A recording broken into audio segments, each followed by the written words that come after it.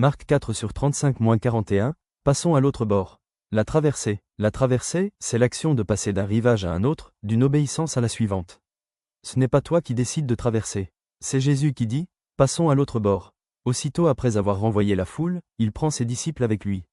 Pourquoi? Parce que tous ne sont pas appelés à la même traversée. La foule reste, les disciples partent. Ce n'est pas un privilège, c'est une consécration. Notre barque, c'est notre vie, nos projets, nos ambitions, notre foyer. Il y avait d'autres barques autour. Mais Jésus n'est monté que dans celle des disciples. Pourquoi? Parce que toutes les vies ne contiennent pas encore Jésus. L'avoir à bord, c'est une grâce. La traversée commence. Alors se lève un grand tourbillon, les épreuves, les attaques, les persécutions. L'eau entre dans la barque. Et Jésus dort. Il ne dort pas par indifférence, mais par foi parfaite. Lui, le créateur des flots, n'a pas peur de la tempête.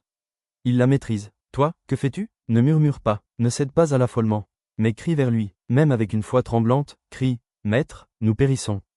Et lui se lève, il réprimande le vent, dit à la mer, « Silence, tais-toi !» Et tout devient calme. Alors il te demande, « Pourquoi as-tu peur? Comment se fait-il que tu n'aies pas encore la foi? » Frère, sœur, ce n'est pas ta colère ni ton angoisse qui calme la tempête. C'est la parole de Jésus. Mais il attend ton cri. Oui, même dans la nuit, quand tu ne dors pas, prie avec autorité non pas pour réveiller un Dieu endormi, mais pour t'accrocher au Dieu qui veille. Celui qui vit dans la peur verra la tempête grandir. Mais celui qui garde son calme et crie vers le Seigneur, verra la mer s'apaiser.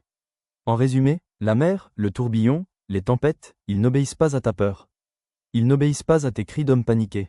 Ils obéissent à la parole de Jésus, prononcée par une bouche qui croit. Soyez calmes, ayez confiance, criez vers lui. Car le juste, oui, le juste, vivra par la foi. Abonne-toi et active la cloche pour ne rien manquer.